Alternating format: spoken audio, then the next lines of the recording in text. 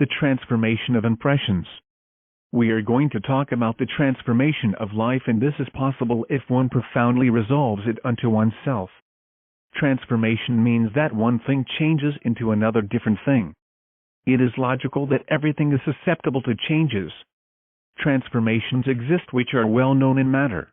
No one could deny, for example, that sugar is transformed into alcohol and that the latter is converted into vinegar by means of the action of fermentation. This is the transformation of a molecular substance. One knows about the chemical life of the elements. For example, radium is slowly transformed into lead. The alchemists of the Middle Ages spoke about the transmutation of lead into gold. However, they did not always refer to the mere metallic physical matter. Normally, they wanted to indicate with such a word the transmutation of the lead of the personality into the gold of the spirit. Therefore, it is convenient for us to reflect on all of these things. In the Gospels, the idea of the terrestrial man, the latter comparable to a seed that is capable of growth, has the same meaning as the idea of the rebirth of the man who is born once again. It is obvious that if the grain does not die, the plant is not born. Death and birth exist in every transformation. In Gnosis, we consider man to be like a factory of 3 floors which normally absorbs 3 foods. Ordinary food corresponds to the inferior floor of the factory, is a matter of the stomach. Air, which is naturally in relation with the second floor, corresponds to the lungs. And impressions, which indubitably are associated with the third floor or cerebrum. The food which we eat suffers successive transformations. This is unquestionable. The process of life, in itself and by itself, is transformation. Each creature of the universe lives by means of the transformation of one substance into another. The plant, for example, transforms water, the air and salts of the earth into new vital vegetable substances, into elements which are useful to us, such as nuts, fruits, potatoes, lemons, etc. Therefore, everything is transformation. By the action of solar light, the ferments of nature vary. It is unquestionable that the sensitive film of life, which normally extends over the face of the earth, leads every universal force towards the very interior of the planetary world. But each plant, each insect, each creature and the intellectual animal himself, mistakenly called man, absorbs, assimilates specific cosmic energies and then transforms as well as unconsciously transmits them to the inferior layers of the planetary organism. Such transformed energies are intimately related with the whole economy of the planetary organism in which we live. Indubitably, every creature, according to its species, transforms specific energies which it then transmits into the interior of the earth for the economy of the world. Therefore, each creature that has existence fulfills the same functions. When we eat a food necessary for our existence, the latter is transformed, it is clear, from one phase to another, into all of those elements which are so indispensable for our existence. Who carries out those processes of the transformation of substances within us? Obviously, the instinctive center. The wisdom of the center is really astonishing. Digestion, in itself, is transformation. The food in the stomach, in other words, in the inferior part of this 3-story factory of the human organism, suffers transformation. If something were to enter without going through the stomach, the organism would neither be able to assimilate its vitaminic principles nor its proteins. That would simply be an indigestion.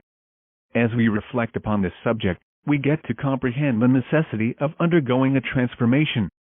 It is clear that physical foods are transformed, but there is something which invites us to reflection. Does an educated transformation of impressions exist within us?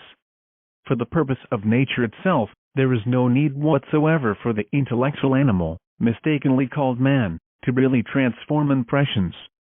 But a man can transform his impressions by himself, by possessing, naturally, an in-depth knowledge, we would say, and he has to comprehend the reason for that necessity.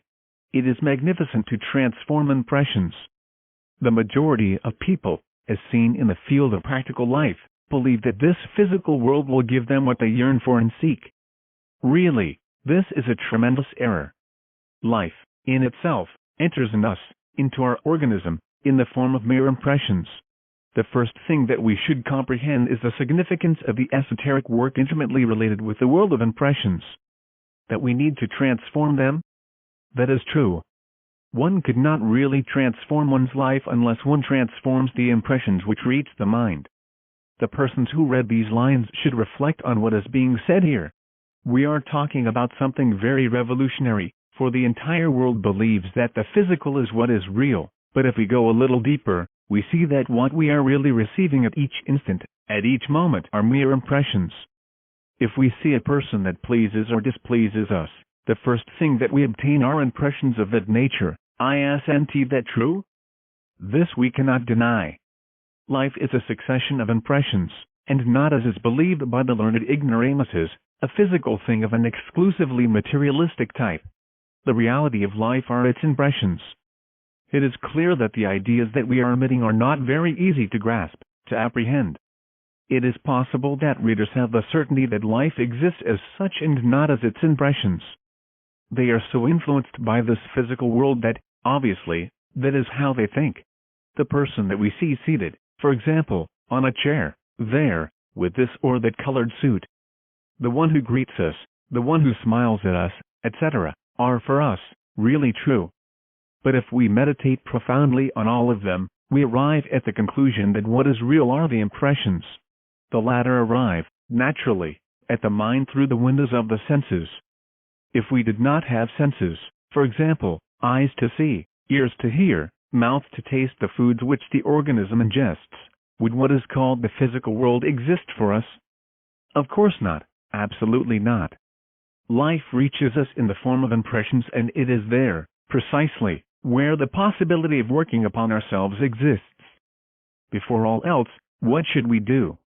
We have to comprehend the work that we should do. How could we achieve a psychological transformation of ourselves? Well, by carrying out a work upon the impressions that we are receiving at each instant, at each moment. This first work receives the name of first conscious shock. This is related with these impressions, which is everything that we know of the exterior world. What size do true things, true persons have? We need to transform ourselves internally each day.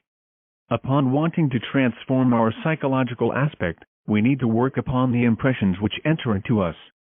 Why do we call the work of the transformation of impressions the first conscious shock? Because the shock is something that we could not observe in a merely mechanical manner. This could never be done in a mechanical manner. One needs an auto-conscious effort. It is clear that when one begins to comprehend this work, one begins to cease being the mechanical man that serves the purposes of nature. If you now think about the significance of everything that you are taught here, by means of your own efforts, beginning with the observation of oneself, you will see that on the practical side of the esoteric work, everything is intimately related with the transformation of impressions and with what naturally results from them. The work, for example, on negative emotions, on angry states, on identification, on self-consideration, on the successive eye on lying, on self-justification, on excuses, on the unconscious states in which we are, is all related with the transformation of impressions and what results from all of it. It will be convenient that, in a certain manner, the work upon oneself be compared to dissection, in the sense of what a transformation is. It is necessary to form an element of change at the place of entry of impressions. Do not forget it.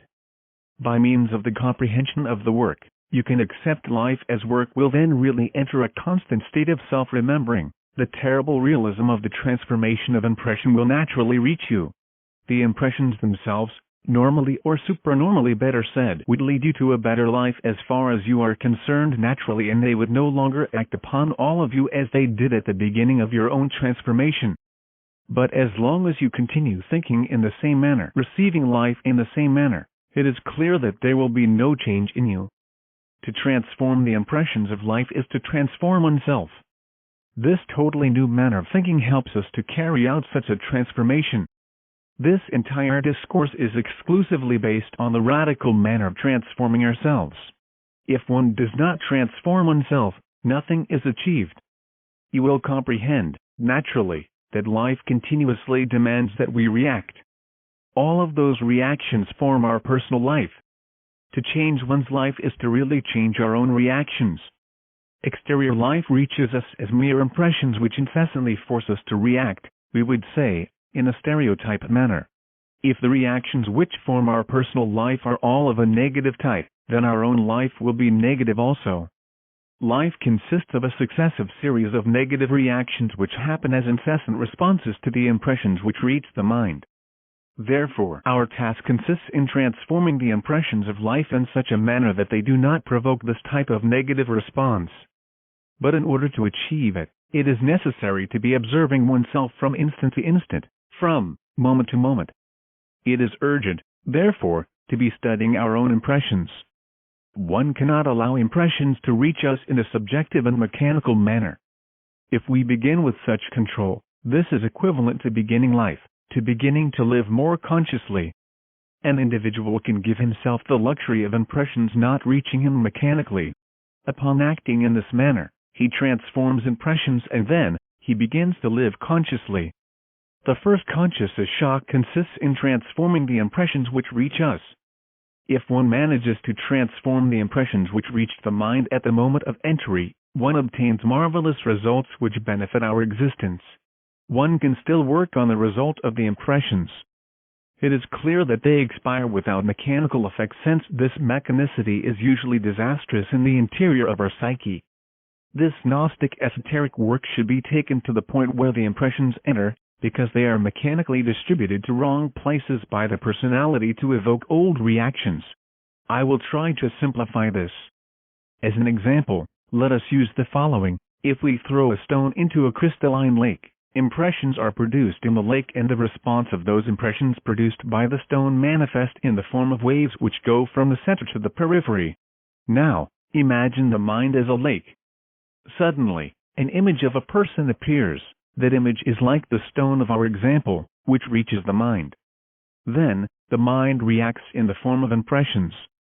The impressions are those which the image that reaches the mind produces, and the reactions are the responses to such impressions. If a ball is thrown against a wall, the wall receives the impressions, then follows the reaction which consists of the return of the ball to the one who sent it. Well, it could be that it will return directly to the person, but by all means the ball bounces back, and that is reaction.